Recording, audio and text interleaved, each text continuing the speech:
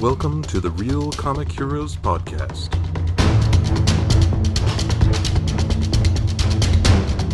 Your adventure into the world of comic book movies starts here.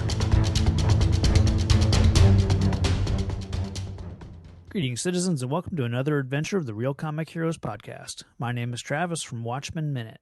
And I'm Patrick, here for How the hell are another you, adventure. sir? Oh, it's been too long. It's been a while. Yep. Can't wait to talk about our next movie. From what I've heard, it's your favorite movie. Well, I don't know who you're listening to, but that is incorrect, sir. Fake news. It is not my favorite, and it pretty much ruined the franchise for me. I thought you loved anything Ghostbusters. Yeah, I would have. I was on board for the cartoon. Even the other Ghostbusters cartoon with the ape. You lost me. Yeah, you never saw that? I guess we can jump into it now. My history with Ghostbusters is so scattered. Yeah. That I caught bits and pieces of. So I don't know the difference in the cartoons or which one I saw more of, or Yeah, there was a Ghostbusters cartoon that came out, I think before even the movie, but it was like a Scooby-Doo kind of affair. Okay. And it had like an ape that was sentient and could speak, and a car that could it was kind of alive, I guess. Like Kit from Knight Rider. Okay. But it had a face that could move. And then after the movie came out, there was the real Ghostbusters cartoon, which was actually based off the Ghostbusters movie. So was the first cartoon related to any of this, or did it Nope. just share the same name? Same name, that's all. Oh, okay. So it wasn't an official No. Ghostbusters. Okay. Yeah. Okay. Yeah, but for today, we were talking about Ghostbusters 2, Secret of the Ooze. Yeah. I don't know what it was with Ooze in the late 80s or early 90s, but Ninja Turtles would follow suit with their own sequel with the Ooze. I feel like maybe from a production standpoint, making slime is Sure. fairly easy, and it can be used for creepy effect. So it's an easy this will represent evil. Yeah, and kids nowadays are just making slime left and right on YouTube.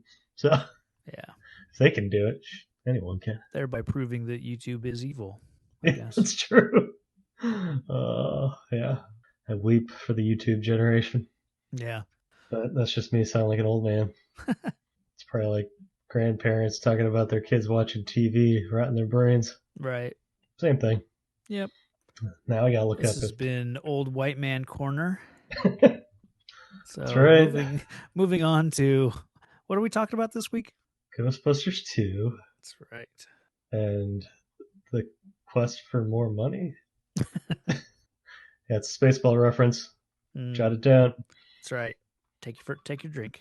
Yes, specifically 1989's Ghostbusters 2, which what was that, 5 years in between? 5, I think. I know there's specifically a 5 years later.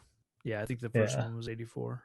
Okay. So, yep. So we're returning to Ghostbusters, but apparently not for the last time. This franchise, they just can't quit. Oh, weird. I had to do some research on my Ghostbusters cartooning. Oh, yeah? And it came out in 1986, oddly. Okay. And it's called the original Ghostbusters by Filmation. Huh. It's bizarre. Yeah. I just assumed it came out before, because otherwise I wouldn't think they'd get the name for it. But hey, the more you know. But good for, I guess, this Ghostbusters for, creating their own animated series and calling it the real Ghostbusters. That's I like that. Oh, they came out real close to each other. They're both in 86. The real Ghostbusters and the original. Huh. Wow. There's got to be some kind of behind the scenes story of this or something. Yeah. That's anyway. That was my trip into IMDb archives there. Nice. So yeah, we do have some I guess you'd call them, I don't even know if these are really taglines. They're just kind of like uninspired taglines, I Okay. guess. just like marketing Yeah, speech, kind of it's in theaters this summer, kind of yeah, garbage. like a lot of the ones we see with sequels, like We're Yeah. Back and all that stuff. Uh-huh. So they have one, two, three, four, five, well, four and a half. Jeez. They have Be Ready to Believe Us, which is, I guess, a playoff. We're Ready to Believe You. Yeah, that's fine. I don't mind that. And Guess Who's Coming to Save the World again. Uh-huh. And then, the We're Back with an exclamation. Sure. And then Superstars of the Supernatural are back. So that works. And then it's I mean, that same tagline, but at the end it says, and this time it's no marshmallow roast. Ooh, yikes. I would prefer the marshmallow roast, honestly. Yeah. As opposed to the Statue of Liberty. Eek. Yeah. So I guess we're going to dive into Act 1, which begins 5 years later and ends with the restraining order against the Ghostbusters being lifted. How many of them are there? 14. They're in here. I hope you can handle it. It's been like a nightmare. How big are they? 4 feet.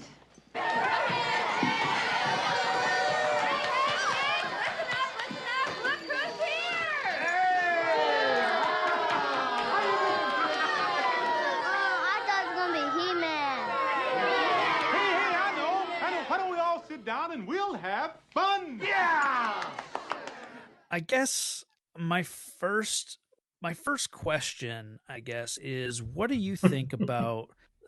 I'm fine with the 5 years later. That's fine. But what do you think about this whole they were right after the first one ended, they're slapped with like a lawsuit and sued for property damage, and basically there's a restraining order against them from using their, supernatural investigation skills. So it's like, you go from this high of the end of the first movie, and then you find out that basically they just plummeted to being outcasts and the city turning on them. And, we'll get into it in a little bit with like what these guys are doing, to make ends meet, I guess. But how do you feel about that? Yeah, I never quite understood it. It seemed like a half-ass shoehorned kind of premise that they needed to make the movie interesting, I guess. Because I mean, there was plenty of people that witnessed it. There was exactly, reporters, yeah, TV cameras, yeah, a giant ass marshmallow that crushed a church. I mean, I'm sure they weren't insured, but yeah, I feel like there was some sweeping it under the rug, these people use some mass hallucinogenic on us and tricked the city into believing what happened or something like that. I feel like is what they, a half-assed reason to say these guys are no good, I guess. Yeah, but they had reporters there, and right, you can't hallucinate a camera. Yeah.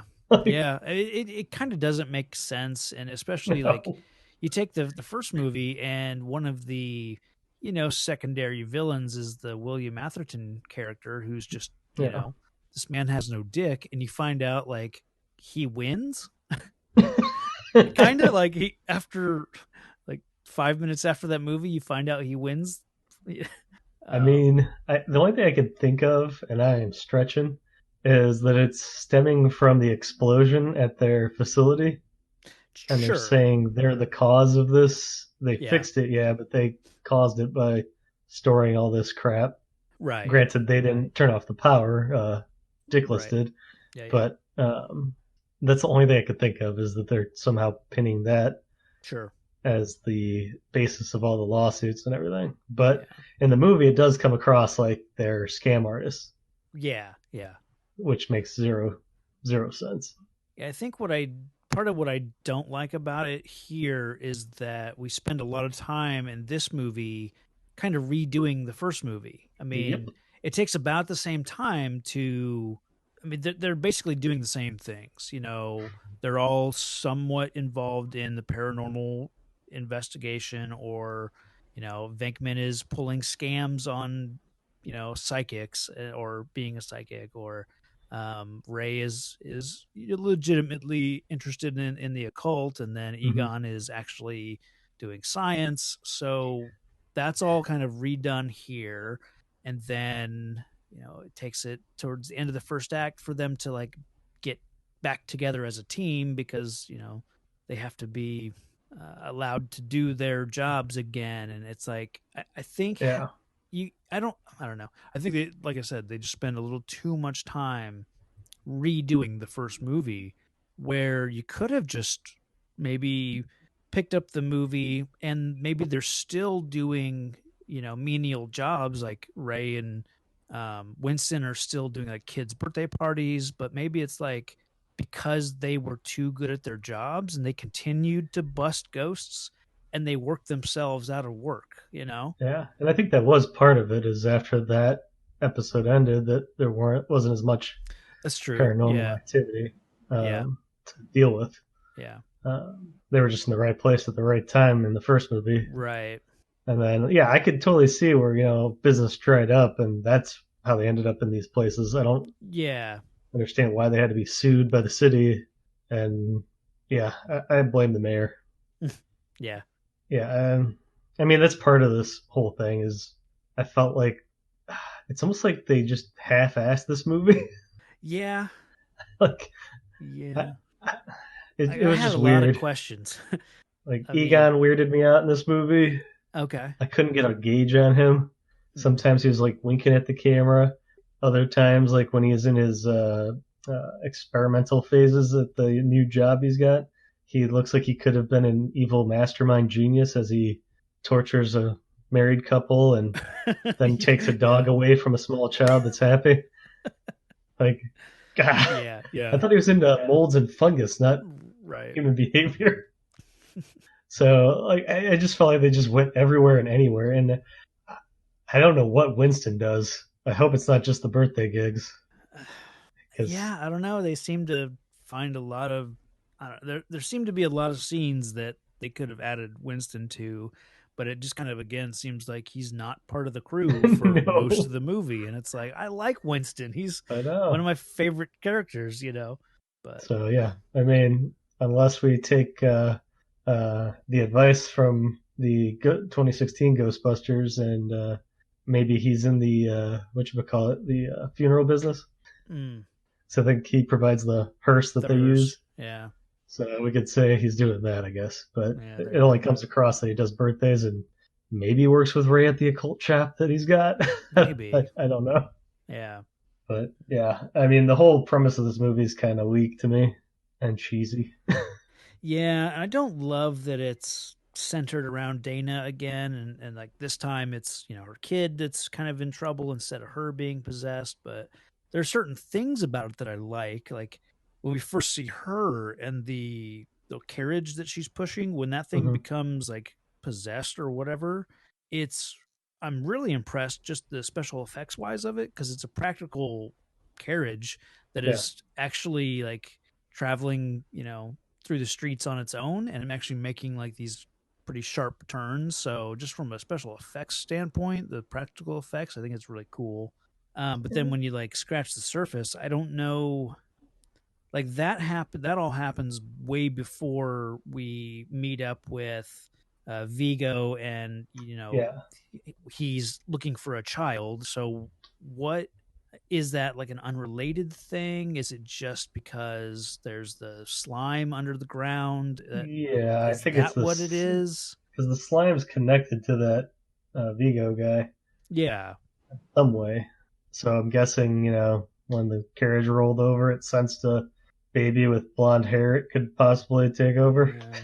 And maybe, now that I'm thinking about it, because we'll find out that the slime feeds off of emotions, but I don't remember if the kid was like crying or upset, because that would, I think that would make sense if he was crying, and then that's what the slime was like attaching to, was the emotion. But I always assumed he was evil, and the ego sensed it and wanted that child. So he probably grows up to be a serial killer or something. Yeah. That's my guess. A little piece of Vigo made it in there. Right. He was doing the weird effects later on. Ugh. But yeah, it's kind of a boring start. It started with that carriage scene, Mm-hmm. and it's Yeah. like such a drop off from the library scene we had Oh, for sure. in the first one. I'm like, okay, so Buggy got away, and Dana stared at it for like a 10 Mississippi before doing anything. Mm-hmm. Fantastic. Nice. It's like, okay, horrible parenting. That's how we're gonna start this one off. Yeah. But yeah, I don't know. It's kind of weak compared to the other one Yeah. because that was supposed to be our first big paranormal event. Mm-hmm. I would have rather had the dancing toaster. Oh yeah. I like the toaster later. But I do enjoy a line that Ray has after going to the birthday party. Okay. He calls them yuppie larvae. Oh, nice. I missed that. I was like, that's an awesome term for that. Bunch of bratty kids wanting He-Man instead of the Ghostbusters. Yeah.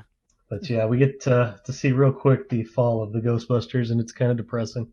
Yeah, I'd kind of enjoy seeing Venkman like screwing around with these Sure. psychics. You know, that's kind of fun, but it's kind of also that's what he was doing the first time around. You know, Yeah. I mean, slightly different, but still messing with people.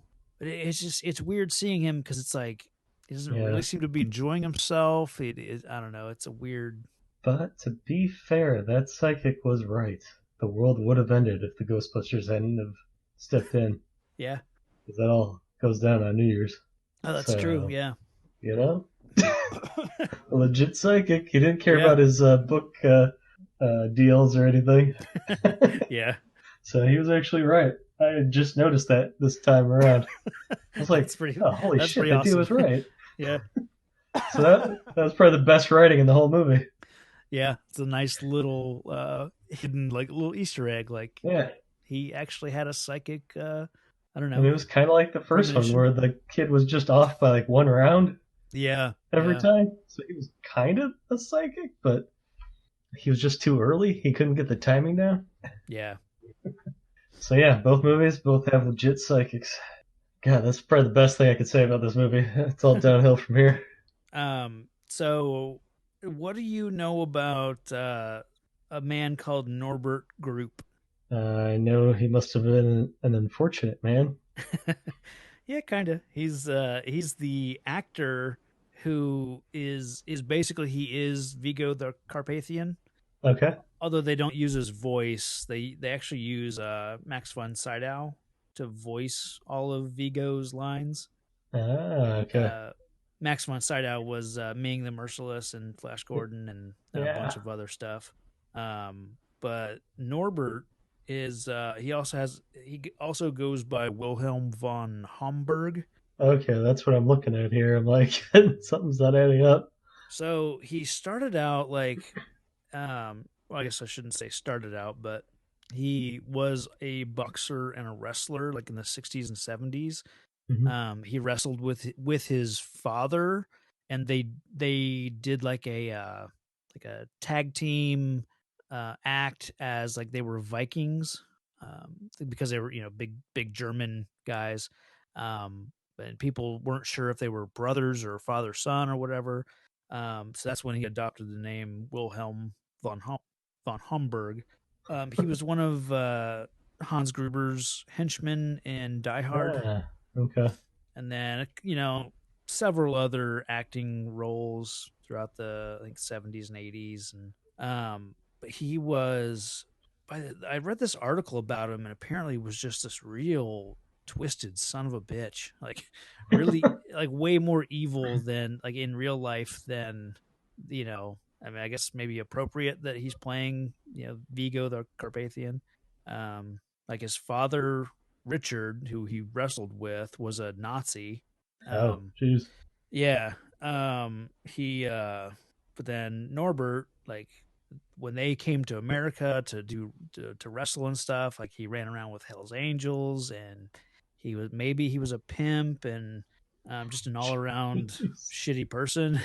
And then the crazy part is, so to back up, the father had like 3 kids. He had another son, Winfried, and then he had Norbert, and then he had a daughter named Rona. When the father was on his deathbed, the daughter Rona was like by his side, and Norbert came in and saw the daughter sitting by their father's side, and he was like, why are you crying for that, that man? He didn't care for you, and besides, he's not even your real father. I am. And so he told her that like he had while the father was away on a wrestling tour, that Norbert had came into their apartment and raped her mother. They didn't share a mother, Yeah. but raped her mother, and so that Rona was actually Norbert's daughter, not Richard's, and like did this all just to mess with her and just to tear at the relationship that she had with her dad, since he was on his deathbed and everything, and like just a sick guy, I guess. Yeah. And then of course she had because Rona was in the hospital with her father there and he was dying. She had a blood test, performed and found out she truly was her father's daughter. So it was all just her brother, like trying to just fuck with her. Yeah, it's really really sick and dark. And I read this whole big thing about him, and just it's kind of interesting because he really doesn't. He's a big part of this movie, but he's basically just we need a model, and so it's good at sneering. Yeah, so that's a little bit of the actual little history on the actual guy that Now I want to see this documentary on him. Yeah, called The Boxing Prince. Yeah, see if it's true to life or glossed over. Yeah. Looks like it's probably a German film or something, at least a German filmmaker. Yeah. So, And I don't know how much of that is, I wouldn't say made up, but it's weird because like I went to like his, IMDb page doesn't say anything about that history. His Wikipedia page doesn't say anything about that history. Like it's basically in this one article. I can link it, when we put the show out, but there's not a lot of like, it's kind of coming from this one source, and then he of course cites his, resources and where he found out about all this, but a lot of it's like letters from Rona and then friends that he had, and so it's a lot of like this is what people said about him. So I don't know. It's really weird. Yeah, the only thing I can see in his bio is he made headlines after a controversial appearance on a German TV show or something when they were talking bad about his old man. It looks like. Oh, okay. So interesting. Yeah. Maybe I can find that Boxing Prince or whatever the hell it was called, the Prince of Boxing or whatever. Yeah, it might be on YouTube. Yeah, it could be. Because it doesn't give you a whole lot of info when you click on it. Yeah. Interesting. Okay. Yeah, well, I would not have known Norbert Goober or whatever the hell was. Yeah, Norbert Group. God, it just sounds like somebody that got beat up a lot. I don't know. This guy was huge. Oh, maybe his dad beat him up then. No, well, that's possible. Maybe. Oh, he actually did when they wrestled, I guess. But that's pretty much all I have for Act 1. I mean, I know there's a lot of story beats in there that we didn't really go over as far as the Ghostbusters are kind of brought in by Dana to investigate the weirdness around her child, and then that's what kind of gets them heading down this I'm trying to remember, how did they end up getting into the sewer? Because that's what gets them thrown into jail. Oh, I think when they were I think Dana was showing them maybe where they were going, and they had maybe one of their pieces of equipment, basically like a. Oh, that's right. Yep. What are they called when like the PKE meter kind of thing? Yeah, like I think it started going off, Gotcha. and they tracked it to somewhere on the street. Yeah. And they dug a massive hole through multiple layers of earth and tunnel. Got it. Yep. Yeah. Oh man. Yeah. I do have one nitpick here. Sure. how is it that she went from her job as an orchestra performer to a job as an art restorer? Yeah. I feel like they quickly talk about that. It's like she has maybe that's what she went to school for was to be an art major, and then she was also just, was just also a musician, and then she was still planning to go back to being a musician. Yeah, I got that from the Okay. movie Okay. that she was going to be going back to it, but I That's wasn't right. entirely Yeah. clear as to how she got into art restoration. I think because the Uh, movie has a set piece in the art museum, so we need somebody on the inside. I think is just just put the painting inside of like an orchestra hall. he could do that. Yeah, there's all kinds of other buildings that have pieces Yeah, donated to them by museums. So yeah, it was just like, okay, so she just pulled out a New York museum level art curator or restoration level job out of nowhere. yeah, I was and just like, okay, a little swinging, but hey, whatever. right. A lot like this movie, it's just don't think about it and let's move on. Yeah, yeah. I think the story just demanded that someone we know is working at the museum, and so that might as well be Dana. So I will say, kind of bad look for New York that a single kick took out the entire power grid of Manhattan. yeah, I think they'd have a better system in place, but hey, it was the 80s. yeah, that's right. I want to say it was around New York that there was like a huge, massive power outage, Oh yeah, yeah. and like the whole like grid of certain cities was out. Yeah, I forget. It's I'm like trying this to is remember. not too far stretched, but I want to say it was late 70s because we talked about it in Watchmen Minute because there was something. There was like a black city, the famous like New York blackout. I want to say it was like 79 or it was like late 70s, I think. And it's something, that crossed over into something that was related to Watchmen. So I remember talking about it, but there was something even more recent. and it could have happened, a few times even, Yeah, especially okay. with. Looks like 77 for the New York Okay. blackout. And then there was a smaller one. I think it's called the Revenge of the Power Grid. Nice. The power grid strikes back. At that time, yeah, I could see it being like a kind of a fragile ecosystem of. Yeah, it's still where New York's like a dirty cesspool and they're proud of it. Yeah, yeah. This I is mean, that's definitely the, it's the don't basis of mess the with New movie. York. Yeah. I mean, it's basically a movie about how much the people of New York suck and are Yeah, angry yeah. and evil. I kind of like that about it, and it's interesting that it's of the time. Yeah. And they're saying that New York is basically full of dirty, trash people. And and it's so bleak and everyone is so miserable that all this evil has been allowed to bubble up under the city, and that's why things are as bad as they are. That's what the movie's telling me. So to me, it seems like this whole movie is just a public service announcement for New Yorkers to stop acting like assholes. Kinda, yeah. So, That's kind of the moral or the takeaway I think at the end is like just yeah, you know be nice to each other and whatever sing that whatever that song is that they sing at the end, oh yeah, the New Year's song, I guess.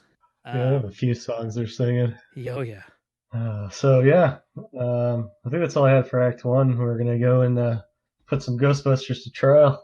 Yeah, basically they end up going to court to, I guess, answer for for them breaking the restraining order that the city of New York has against them. Oh, and for knocking out the power. Yeah. So, but I really do like the courtroom scene. Me too. So yeah, because the courtroom scene is nice as the judge is like starting to rain hellfire down on them. Yeah, I mean he's a little overboard, but Yeah, just a tad. a little bit. So I think he's like spitting at one point. I think Like, so. Yeah. but it does. This courtroom scene does have my favorite Lewis line. Okay. And this is a quote. I was stuck in an elevator for 2 hours and had to make the whole time. He was explaining how he wasn't mad even though he was stuck in the elevator and had one on deck for 2 hours. He's prairie dogging it for the entire time. I just like that he said he had to make for 2 hours. Yeah. You don't really hear that anymore. And that's one of those terms, I guess, that I think for years I wouldn't really know what that meant, because I think you have to have grown up in and around, I don't know, the right place to know what that means. It does make me laugh, though, anytime I see my wife's sign that says, I am a maker. Oh, nice. But yeah, I've always heard it in terms of, like, talking to children. Yeah. Like, do you need to make? Or, like, a nice way of saying it in public, if some kid looks like they gotta go. But, yeah, I just thought it was hilarious when he said it. Right. He's I really like Lewis in this movie. Tax attorney instead of a trial lawyer, so... Yeah. He's just winging it up there. I like the how much we get to see of Lewis throughout the movie. He's more than just Dana's neighbor this time. It's like he's the accountant for the Ghostbusters and now their lawyer, and then he gets into this romantic relationship with Janine, and I really like all the Lewis stuff.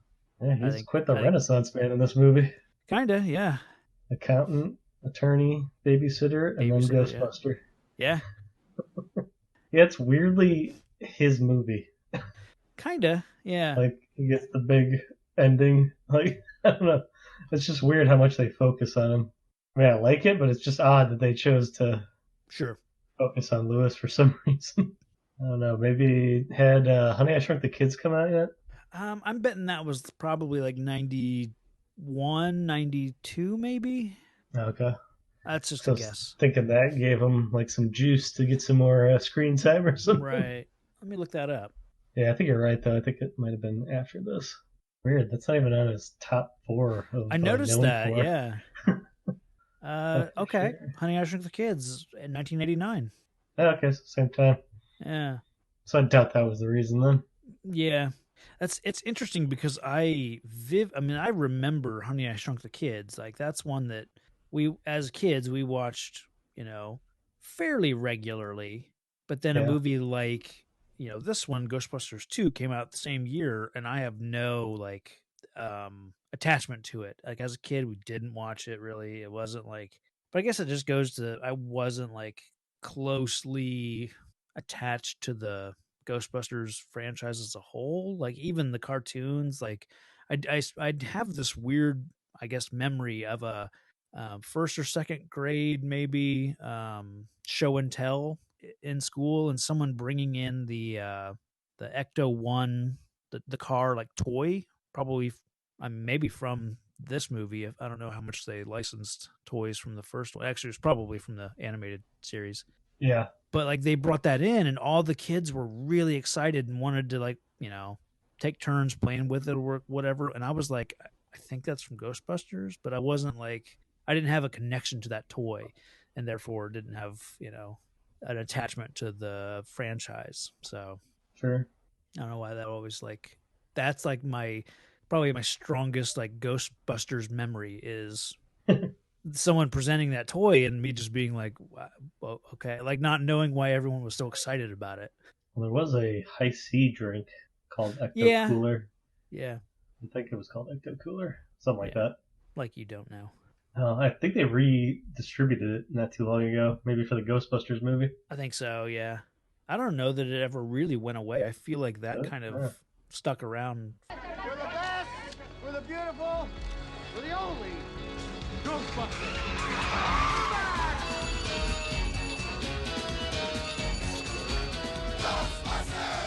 Ghostbusters. Yes, we're back. So let's end Act 1 there, and Act 2 begins with a montage of the Ghostbusters' heroic return and ends with baby Oscar being taken by Janosch. I'm just laughing at my note. Well, first of all, I just wrote Busters are back Yeah, montage. yeah.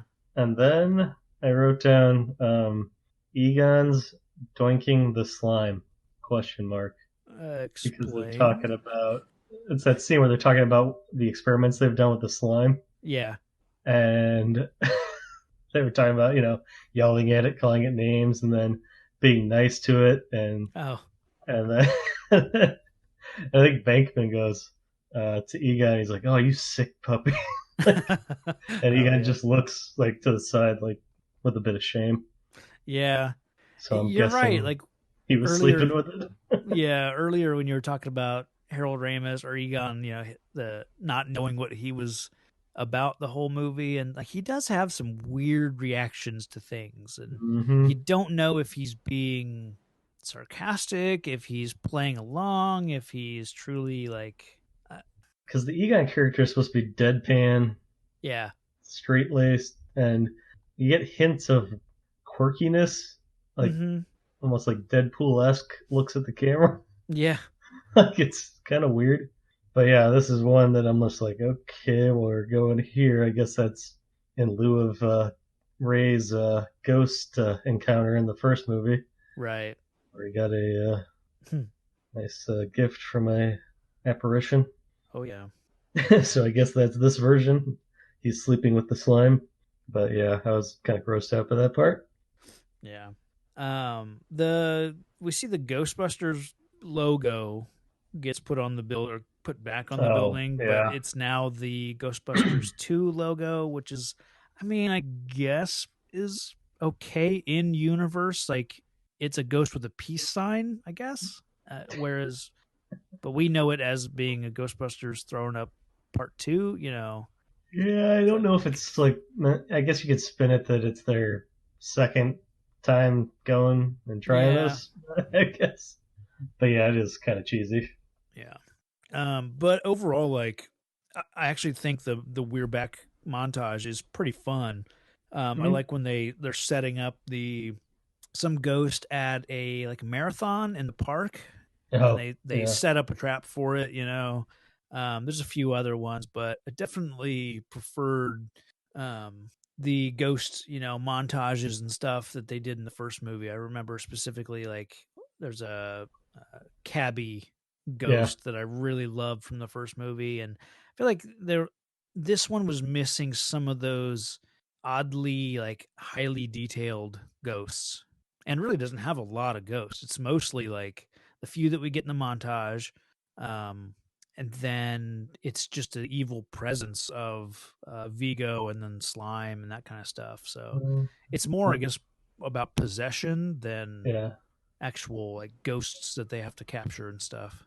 Because Which is Slimer's still around. yeah, yeah, And I think he drives a bus at one point, yeah. and Lewis still gets on. But the only other one I can think of is the Titanic showing up. Oh yeah, So that's the only other ghost related with thing I can think of. And it's Cheech not really, Marin's yeah, uh cameo. guess. It's not really clear how ghosts are tied to the slime, really. No, Because I thought it was more of a, I mean, I guess you could just lump it into ectoplasm, but it seemed like it was more focused specifically on Vigo. yeah, but it's like at a certain point, I don't know if is the slime neutral. It's neither It evil appears to nor be. good because I think initially you think it's evil. Yeah. When I don't remember if it's who is it? I don't think Winston's with them. I think they're lowering Ray down Yeah. the chute before they get arrested. Yeah. But then who falls into the river first? Is it Winston? Do they go Yeah, back to it Winston goes later? in first. Because Yeah. at some point, when at one of these 2 points, it's the slime is like reaching up and trying to grab it at whoever it is. So that to me says, it leans towards evil.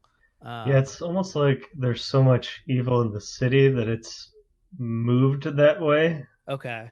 Yeah. But if you treat it nicely, then it will move a statue for you. Yeah. Yeah. And that's kind of what I was getting at. Like we kind of talked about it a little bit, how the city itself is, how they're clearly making a point to talk about New York City is, combined with the slime adds, makes it very, very evil city to be in. But I think the idea of the slime is actually really clever. This entity, this I don't know, this slime that feeds off the emotion of whatever it picks up around it. I actually think is a really interesting thing that they do with this movie. Yeah. But then that things like the Statue of Liberty confused me because it's like if the slime can be used for good, then I guess the slime is just neutral. Yeah, well, I think for the statue, the Ray says something like they positively ionized it or something to See, and I thought that was just with the make it work. positive like affirmations that Yeah, he threw in the word. I think he threw in the word ionized or something. Okay, But so maybe they it made it did seem like it was a something. mechanical process. Yeah, But it is supposed to be, emotionally driven yeah, for the most part. Um, but then that is confusing as to why it disappears at the right. end. Like, why Yeah, would it disappear if it's neutral? yeah, Because it seems to be part and parcel with Vigo, sure. and it's almost his being in gelatinous form. I guess I don't know. Yeah. So yeah, it's very confusing. I'll be honest, like I got a little bored at times in the second act here, like especially around the Dana and Peter Venkman Yeah, storyline, like all of this stuff going on, especially with her child and trying to keep him safe, and Venkman's trying to turn every situation into a date, so that stuff wore a little thin and yeah, kind of got tired of that stuff real quick. But stuff I did love, like I just kind of touched on one of them is when it's Ray and Egon and Winston going out to do the investigating, and yeah, they're underground and there's like the ghost train. Like I really wish they yeah, would have done more with that. Like 'cause I feel like yeah. it's just you see it once, like it's the ghost train that just happens by, but I think they could have, played with that a little bit more, like maybe throw in some passengers, a ghost conductor, have a maybe not like an action sequence, but like have something, that involves I don't know, that is a little more involved. I think with that Yeah. would have been fun, but Yeah. I mean, the three of them were kind of fun together, especially once they got out of the sewer and went to the restaurant. yeah, that stuff I loved. So I like that part, and even the part with where they're at the museum and Yeah, he's doing the photo shoot with Vigo. sure. Although it does lead to one of the more perplexing pieces: was Ray possessed when he zoned out on the picture? I think Ray is more susceptible, and so had he been there long enough, I think he could have been possessed. I don't think he was Because fully he later possessed gets fully possessed. later on. Yeah, Yeah, so is this yeah. like sort of seeding that to I break him think down? Yeah, I think that's just to show us that Ray is very impressionable, especially when Yeah. it comes to the occult. Well, I mean, Because in the first one, he did put down like another three mortgages on the house to get the money for. yeah, So Pete talks him into stuff all the time, so that makes sense. yeah, Mm. And yeah, if it's the occult, then yeah, he's oddly obsessed. yeah, Hence his fallback career. Ray's occult. Would have liked to have seen like that set piece a little more, sure. like people coming in, talking to him. Like See that one? Yeah, I yeah. could have done without the birthday thing. Oh yeah. That was just kind of sad. Or make it maybe that's Winston's, or yeah, maybe that's his gig by himself, and then Ray does the occult stuff, and Yeah, I mean, and yeah, I mean that, and just Winston not having really any job of note other than yeah, the, yeah. that's kind of weak. I know he's a brought on character at the end, but you could at least help him out in the sequel. And that's the thing. It's like he shouldn't then be a brought on character in the second movie. He should be part of the crew. Well, he But gets to fall in the slime first, I guess. yeah, yeah. I kind of mentioned it before, but I really love the Janine and Lewis stuff when Peter and Dana are on their date. You got those two like babysitting together, and I thought that was a lot of fun. Yeah, would they give the baby pizza or something? Something like that. It Yeah. was some horrible meal you'd never give a baby, but Yeah. they're just making it. Yeah. Well, Janine's real subtle too, so. Oh yeah. It's funny because there are a few times, like the stuff with like Bill Murray does with interacting with the baby. Like, yeah, I love all that stuff because he's really charming, but he's like doing all that to impress Dana, you know. yeah. But that stuff I actually really liked. Just him like with the baby, and it kind of made me, I don't know, interested or surprised. Like we never got a Bill Murray comedy. I'm thinking like Look Who's Talking, with like the way John Travolta has to interact with babies and stuff. Like you never had like a at the height of his career in the 80s, you know, movie with. Yeah, he doesn't play a father figure very often. Yeah, I guess that's what I mean. You don't have that like him suddenly being strapped with a couple kids, like an Uncle Buck kind of movie, or the closest thing I can think of is Meatballs. Yeah, but he's still. I mean, it's not really older. peak Murray either. No, but just before. I do like him in Meatballs with the kid that he's like coaching throughout the. Like he would have been a good Bad News Bears coach. Yeah. But yeah, I honestly can't think of another one where he's like a dad. I guess that he's a father figure of sorts, and what is it? It's one of those Wes Anderson movies. Oh, sure. Yeah. Steve Izu, or like it's the underwater. Yeah, the Life Aquatic with Life Steve Aquatic, Zissou. Yeah. I guess he's a dad in that. But. Yeah, and he's also a dad in Moonrise Kingdom, which is a great Wes Anderson movie, but he's not really Bill Murray in those movies. You know, it's. Yeah, I'm kind of interested to see his new zombie movie. Yeah, it's funny because they released that trailer on April Fool's Day. Oh, really? And so the entire time I watched it, and I thought, I'm not going to get excited about this because I think they went to a lot of lengths just to make a fake movie trailer. And because I hadn't heard nothing about it beforehand, and really nothing about it afterwards, I literally thought it was just a April Fool's Day thing that was never going to actually, you know, amount to anything. But apparently it's actually a movie. It's coming out. So, but it does look funny. I just wasn't investing any much thought into it because I didn't think it was going to be real. Yeah, I can see that. But anywho, yeah, there's a kind of a throwaway, like when they're talking about who Vigo is, when they're kind of the Ghostbusters are kind of hip to who this guy is, and he's you know no good or whatever, and it's kind of a list of it kind of reminds me of Rasputin, like the different ways that he's like he was hung, he was stabbed, he was poisoned, you know, all the ways that people tried to kill him or whatever. And then when his head died in the year or whatever. Yeah. That was pretty funny. Definitely a supernatural being. Oh, yeah. Of some sort. Yeah, I honestly don't have a whole lot for Act 2.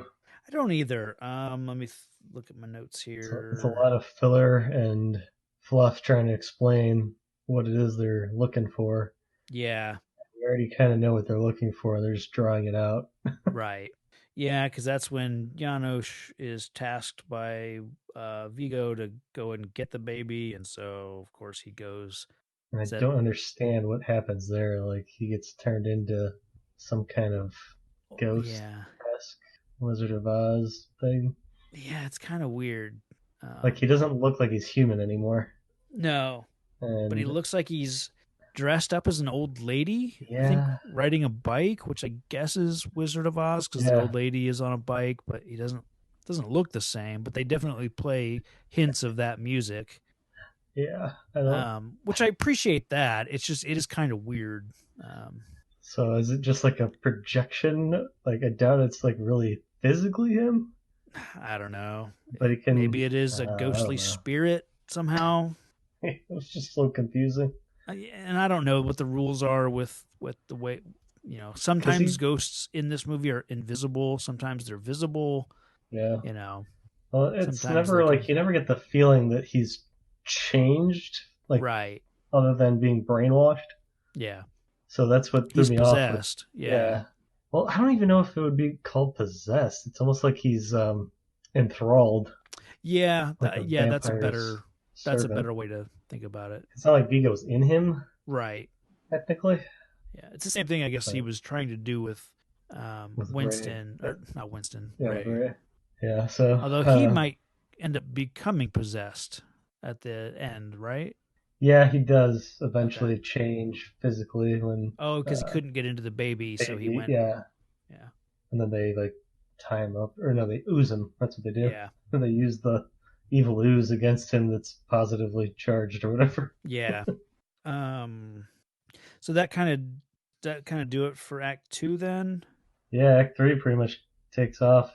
Because we didn't really talk about the mayor has like a lackey who wants to.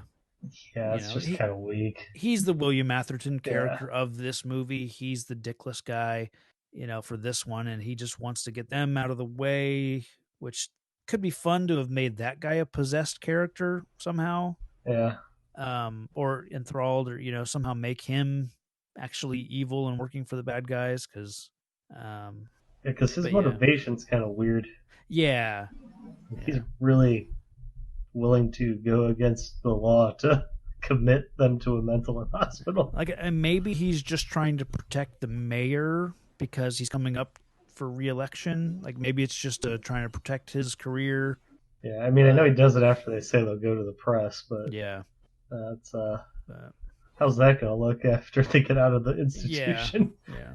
That's kind of a weak plan there. Yeah, he was a forgettable character to me. Yeah, I only know him as Russell from Wayne's World. Yeah. Kind of makes you wonder, doesn't it? Wonder what? Whether she's naked under that toga. She's French. You know that. Got it. Ready with the speakers, Ray. Slime blower's ready. Okay, internal audio set. Internal electric set. Slime blower, prime and set.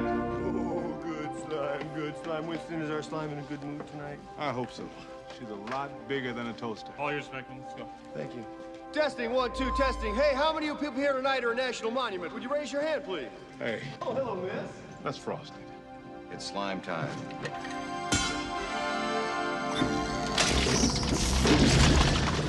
So Act 3 begins with Ghostbusters hitching a ride to the museum on the Statue of Liberty. That has the one line that I'll always remember from this movie. Okay. When they have the Statue of Liberty walking a little bit. Yeah. And it's making noises. And Pete's like, or they're like, I don't know if she can handle it. We should put like shock absorbers or whatever on. And what is it? Pete says, it's okay. She's a harbor chick. She's tough. Oh, yeah. I don't know why, but I always remember that. And I thought it was hilarious. Huh. And it's just a weird line. It's a good line, but yeah. It's just an odd one to always remember. Sure. Oh, yeah. Like, why that line? I don't know. But yeah, so Statue of Liberty till the... until the movie ends with Bobby Brown explaining the movie with R&B. Nice. Like any good 80s movie does, with a song that encapsulates the movie. Yeah. Late 80s, early 90s. 80s TV show themes did it. Yeah. So, my one big note in this is that the baby and Vigo kind of resemble each other. Kind of. It's funny because I did have a note in the end of Act 2 that Oscar is a weird-looking baby. Yeah. Like that. I forget the name now. He's played by twins. Okay. Yeah, I see him here. One of them's got a picture. I gotta see what he looks like. Yeah, William and Hank Deutschendorf. I should not have looked up Henry. He is gone. Yeah, I did. I read that as well. recently? Question mark. Yeah. Kind of recently committed suicide as of. Yeah, 2017. Okay, yeah. Eek. Is William still with us? I think so. I think it's just Okay. just Oof. Henry that is no longer. That would have been sad. Yeah. And I don't know if they went on to do anything else. There's not much of a. I guess their names are not clickable in Wikipedia, so there's no article associated with them. So Yeah, I think it was just that and like anything related to the Ghostbusters. yeah. It was like, yeah, that's about it. No, that's sad. Thanks for that. Yeah. It's a Baby's slime. dead. It does evil things. But yeah, I don't know. I just noticed that he kind of had a resemblance to Vigo. Yeah, a little bit. Like, a wispy blonde hair. Mm-hmm. Big forehead. Yep. Yeah. So I'm looking at. Let's see. One of my notes talks about. I'm questioning why would people doubt the Ghostbusters after everything they've seen. Because I feel like at the start of this third act, they're being. I guess it's because. Oh, that's right. Because they are committed. Because Russell, or not Russell, but whoever the mayor's guy is, has them committed, and then it's the doctor in the asylum is like, giving them shit or giving them a hard time when it's like, yeah, this stuff happened like months ago or maybe I guess 5 years ago. Yeah. So that kind of stuff is a little hard to swallow, but I guess you could explain that with the same way that the Ghostbusters were like delegitimized. I guess it works to this level where they're not even believed in an asylum. So yeah, again, the premise of this movie is built on a shaky foundation. Yeah. Of random amnesia by an entire New York City population from 5 years ago. Yeah. So, and we get the Titanic arrival. Yeah. Better late than never. I feel like somewhere right around here, there's someone is outside of a movie theater, and there's that you see the marquee, and it says Cannibal Girls, which is Ivan Reitman's first movie. So he got like a subtle nod to his earlier movies, like from 1973. Yeah, it starred Eugene Levy, Jim's dad from the American Pie franchise, and so many other things. I did like the best footage of the Statue of Liberty was probably the walking through the water. Oh, sure. I thought that was a cool effect. Luckily, the statue was just tall enough. Mm-hmm. But it sort of breaks apart once they're walking down the street with people around it. Yeah, there's a few good sequences. Yeah, some of the close-ups of like when it's the feet are kind of okay. When it's walking or stepping through the city or whatever.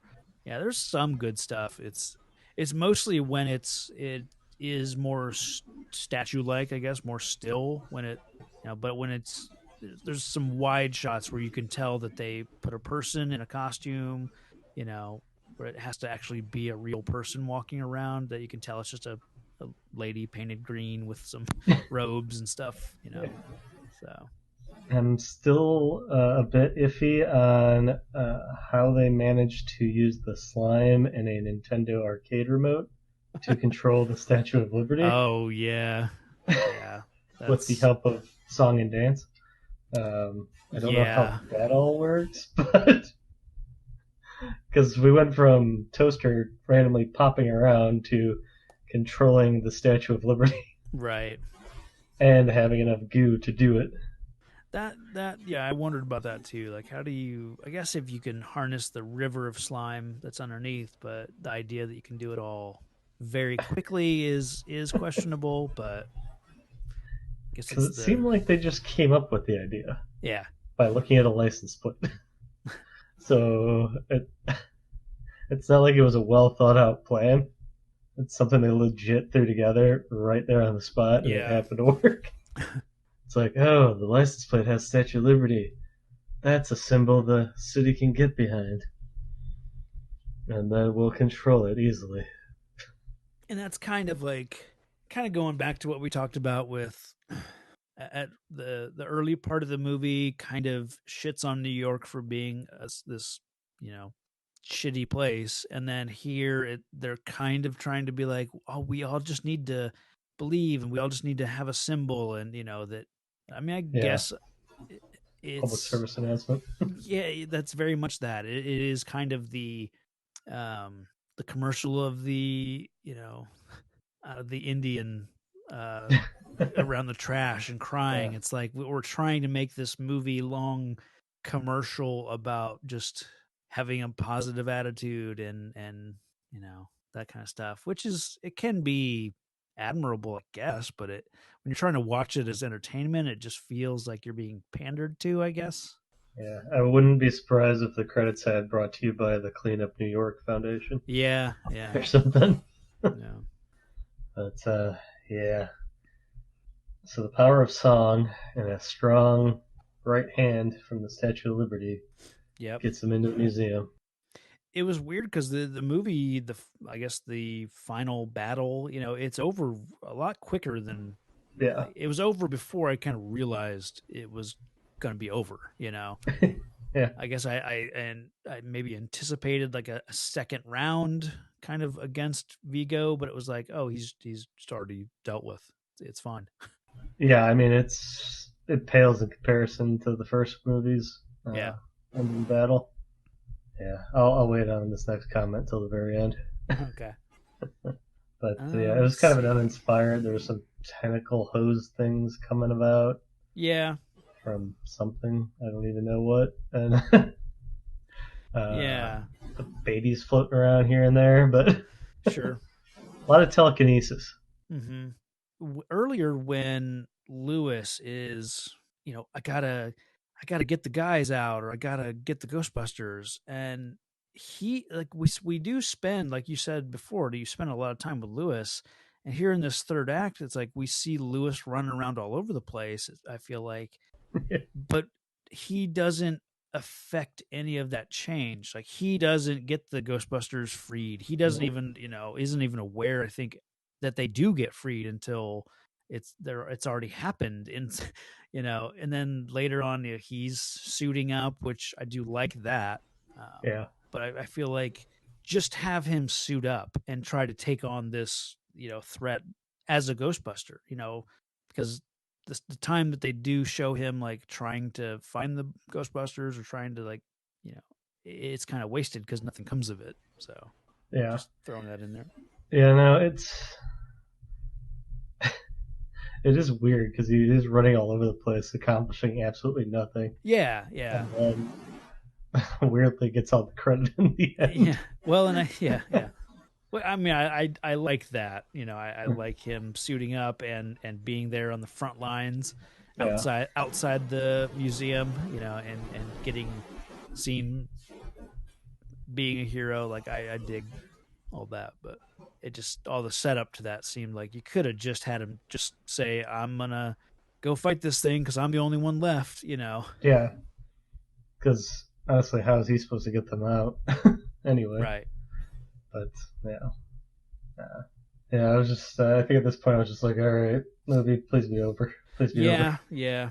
And it was over really pretty quickly. It is over very quickly, yeah. Once they defeat Vigo and the slime is all, like, I don't know, melted away off the museum, they just walk out down the steps and credits start playing and music starts happening. And well, you're forgetting the painting that magically appeared.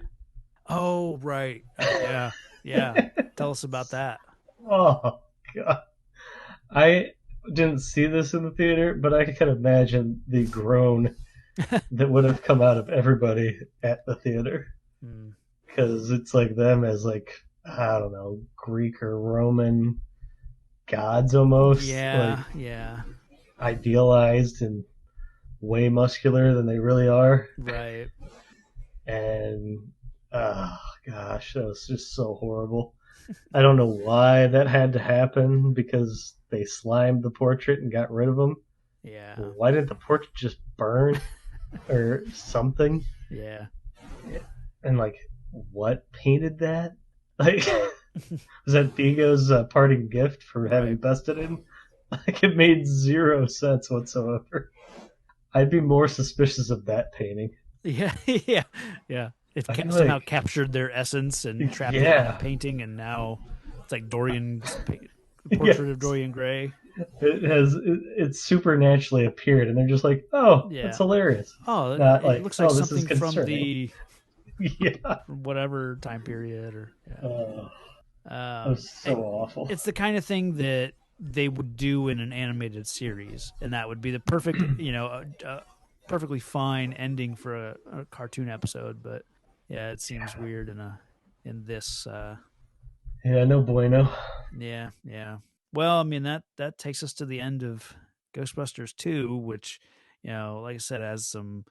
It kind of has like scenes we've already seen. They're just using those scenes to show the actors' credits, and then they slide in a Ghostbusters getting the key to the city. That's new information, and then there might be one or two more like new bits of information, but I can't remember.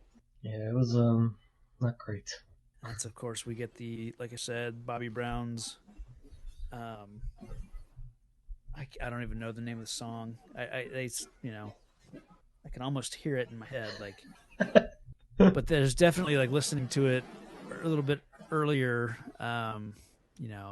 He definitely has lines in the song about Vigo and about Ghostbusters. So it's definitely, it's not a song that you're going to hear much on the radio. Is it outside that of on our own? Yeah, on our own. Okay. Yeah, guess we'll have to do it on our own, I think, is the part of the chorus. Yep, I remember.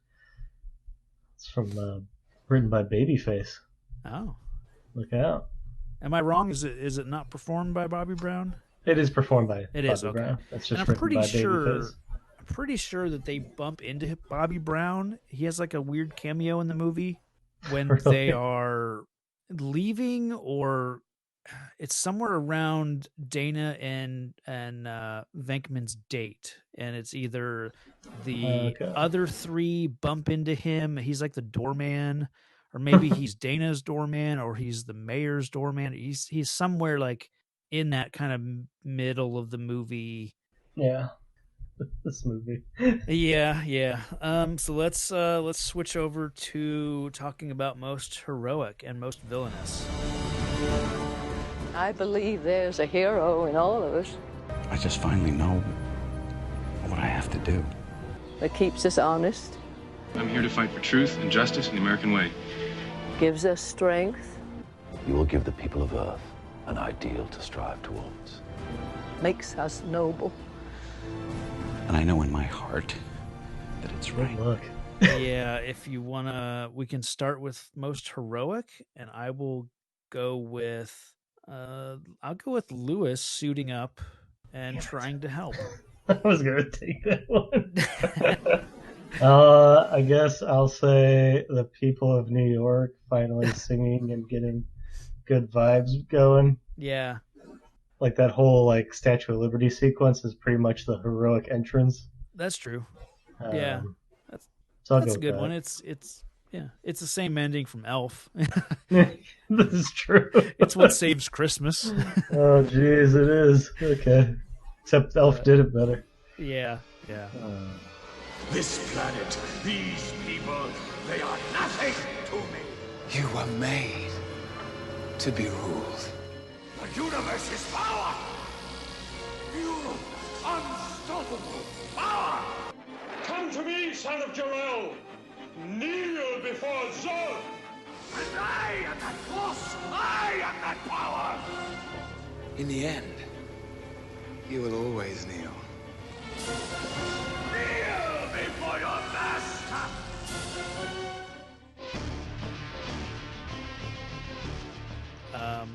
Villainous.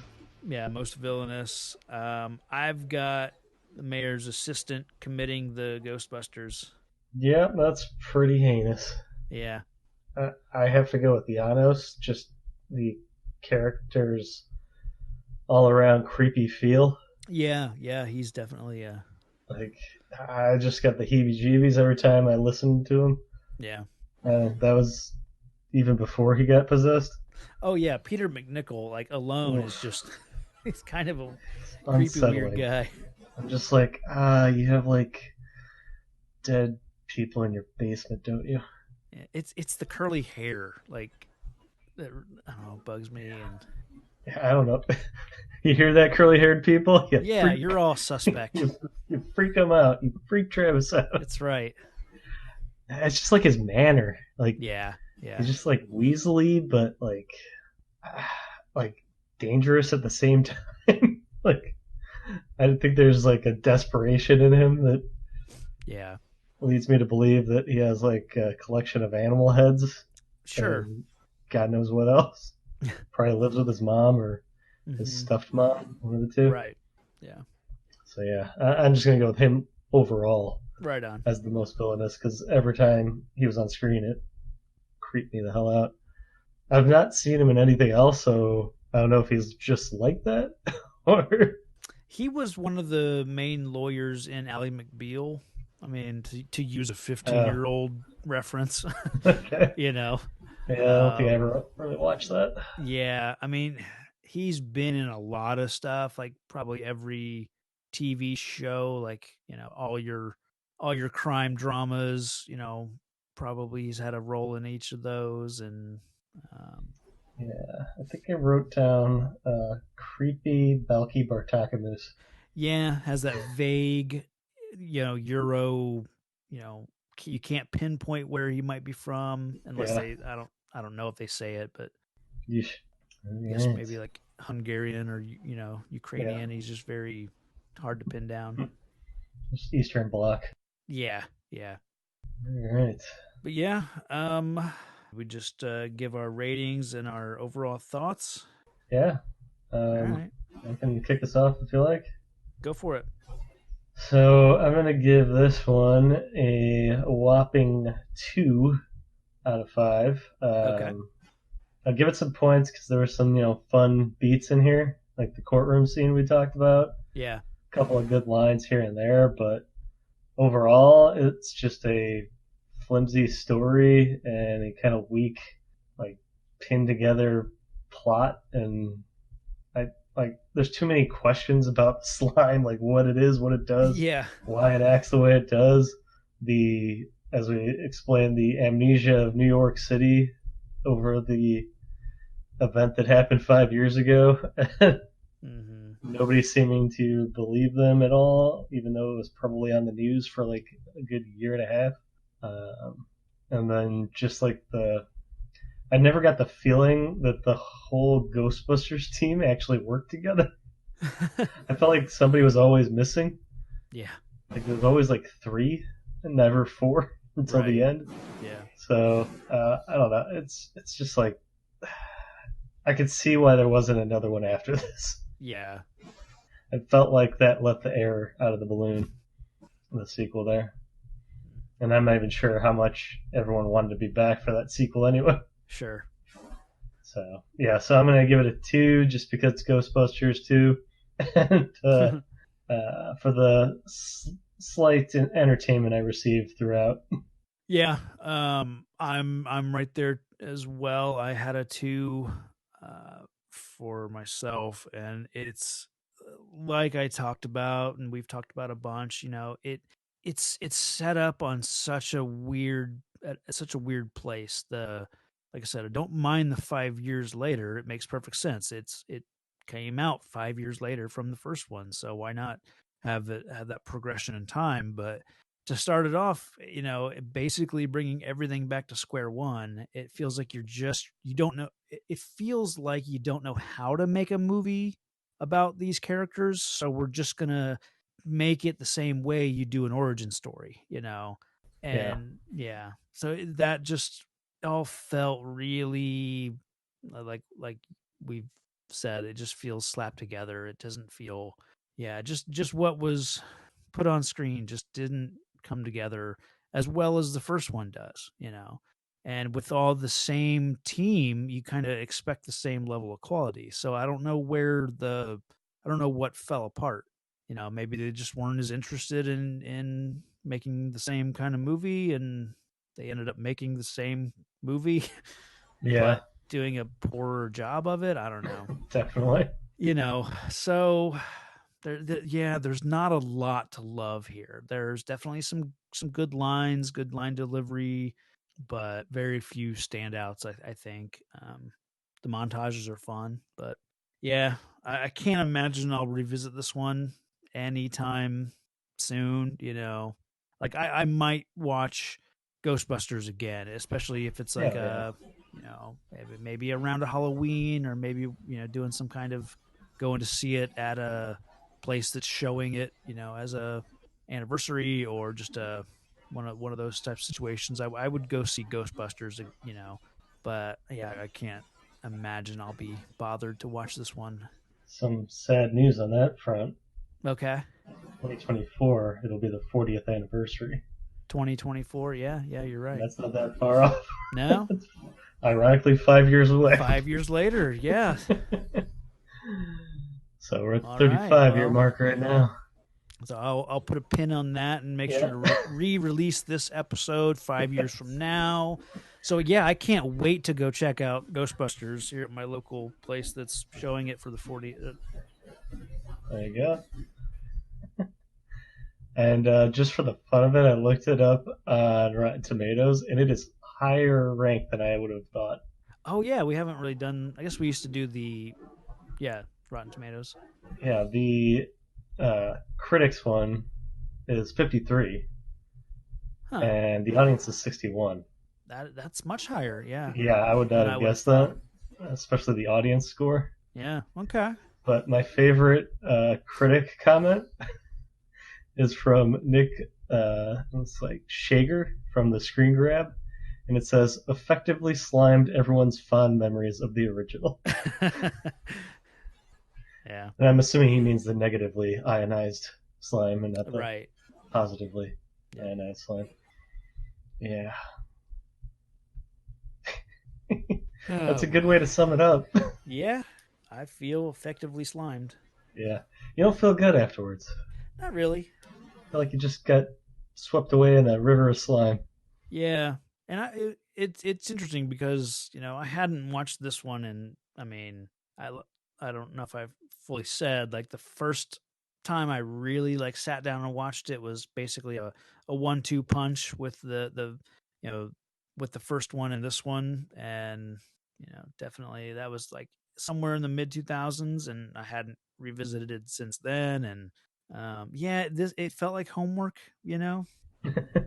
so yeah. But yeah, that's Ghostbusters too. Eek. But we have something to cleanse the palate coming up. Yeah, I think we've got this unknown kind of character that we'll talk about next time. Yep, I cannot wait to see some more Adam West. Oh, I have bad news for your friend, Chum. Well, what? Well, it's 1989, so that can only mean one thing. The next time we will be talking about Batman. And this is Adam West. He would have been in around 50. He could have been Batman still. Yeah. He could have been that old rugged Batman. He could have played Alfred really well. But yeah, we're here with the oddest choice of Michael Keaton as Batman. Yeah. And I remember thinking that was a weird casting at the time. Yeah. Because I knew him from Mr. Mom. Sure. Which he played like a sort of a bungling dad. Yeah. So him as Batman seemed weird to me. Well, and it turned out to be wrong, but yeah, it just, when I first realized that was the same guy, I'm like, what? Yeah. Well, once upon a time, they had wanted Bill Murray to play Batman. Yeah, I feel like it wasn't for this movie. It would have been for a Batman movie that they had talked about making, like in maybe 1986, maybe. I could see him doing like a cheesier Batman like Adam West, where it's like tongue in cheek. Yeah, because I but not definitely like a think it serious wasn't one. this script. It wasn't this Batman that, they just went with Michael Keaton instead. It was like, it would have been a completely different movie from top to bottom. So I remember hearing that for years and thinking that casting would have been for this movie, but it really wasn't. So some Well, I weird. got a casting go no go for you. Oh yeah. Because this is Tim Burton. Do you think Johnny Depp would have been a good Robin? I mean, well, I can't. He Sure, would I have been mean, pretty young back then. 1989 Johnny Depp. Why not? Yeah. I don't Like know what else. He was may in have. Nightmare on Elm Street. Yeah. 21 Jump Street may have been out at this time, I think. Yeah, maybe a what was the John Waters movie? Crybaby. Crybaby. Yeah. Because I think this was all before his big run with Tim Burton. Which did that start with Edward Scissorhands? I think so. If not, like Ed Wood, that might have been after Edward Scissorhands. I was just thinking about that when. Yeah. That was just randomly like other daydreaming. Tim Burton. Yeah, because he tends to work with the same people over and over. Yeah. Well, and if because of their later like tendency to pair up, like especially with like Willy Wonka and Alice in Wonderland or whatever, like I could see that pairing of Tim Burton and Johnny Depp. I could see Johnny Depp playing the Riddler. Yeah. Yeah. I just don't think Robin fits in the Batman movie universe that well. Not all. Yeah. I mean, they haven't. Well, I mean, they've done it, I guess, but it hasn't. Really... kind of half-assed with Jordan Ghost Levitt, the third of France. Oh, I was thinking about the Joel Schumacher Batman Forever and Batman. Oh, yeah, no, they haven't done anything with him since. Was it O'Connell? Yeah. I think he was the one and only Robin. Dressing up at least. And I forget if it was. I forget which one they wanted. It was going to be with like Tim Burton, Michael Keaton franchise Batman. Mm-hmm. They wanted Damon Wayans, Marlon Wayans maybe. They wanted him to be Robin. I forget which movie they wanted him attached to. Marlon Wayans. I think he was younger. Yeah, I think it was for Returns, if not for just straight up Batman '89. And Returns is the Penguin one, right? Yeah, Penguin, Catwoman, yeah. Okay, so Batman. Yeah. Joker. Random henchman guy. Always creep me out. Bob the Goon? Yeah, Bob, that's and it. his weird straw hair. Yep. Should have been the Scarecrow. Yeah. So you said, I think before we started recording, that you have not watched Batman in some years? Yeah, maybe it's at least 9 years it's been. Okay. I'd say. Probably since like 2010. Okay.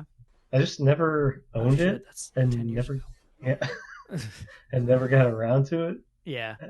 I don't know. I think I got sucked into the Nolan universe. Yeah. And sort of just forgot. Right on. But well. I'll get to see creepy Jack Nicholson. Yeah. It's been a while since I've seen his performance, so I know it's always him and Ledger at the top. Yeah. It's funny, and we'll talk about this, next time. But it's for so long that movie was the dark and edgy, the gothic take on Batman. But it's funny when you revisit it, it's how lighthearted that movie can be. Yeah, I think it's just comparing it to Adam West Batman is the reason for that. Yeah, but then like Nolan came around and then made this one look like the '60s Batman. So comparatively, so it'll be interesting. It'll be fun to talk about. No, if I'm remembering right. I thought his transformation was pretty gruesome. If I'm remembering, like him in a chair with a surgeon. That one, that scene always creeped me out as a kid. Yeah. But I and the balloons creep me out as a kid. Okay. With the gas coming out of them as they expand. Sure. So to me, this is the dark Batman. Right. Okay. And it's dark in a different way. It's dark in like a weird, eerie, Tim Burton-y way. Well, and even in tone, like it's a dark movie. Like everything is flat black. You know, everything is just very muted, and that adds to it. But I can tell that we are going to have a lot of fun next episode. So that's gonna be so much better. What's that? It's gonna be so much better to talk about. Yeah. All right, so we promise the next adventure you'll actually enjoy. That's right. So we'll be back with Batman '89. Yeah. The Burton edition. You can find us on Twitter at Real Comic Heroes. We're on Facebook. We have a Facebook group, the Real Comic Heroes League of Citizens. So go over there and interact and let us know what you think of Ghostbusters 2 and what you're looking forward to most about the upcoming Batman episode, and let us know what you think about it. So, So until then, stay safe out there. Question mark? Positive vibes, singing in the city. Yes. Friendship. Stay happy there, citizens. There you go. Otherwise, slime will get you.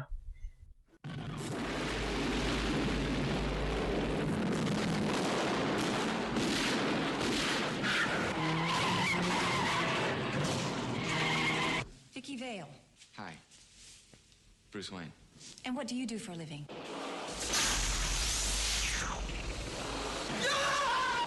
I'd like you to handle this operation personally.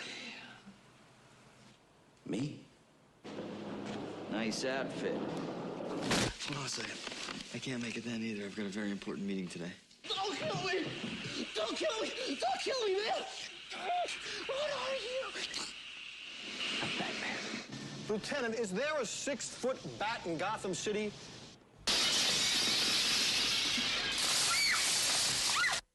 Alfred, let's go shopping.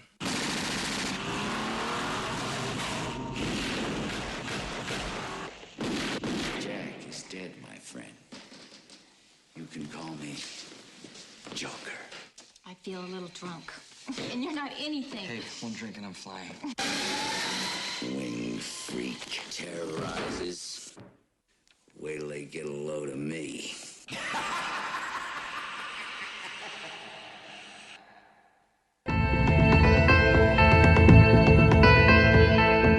Thanks for listening to the podcast.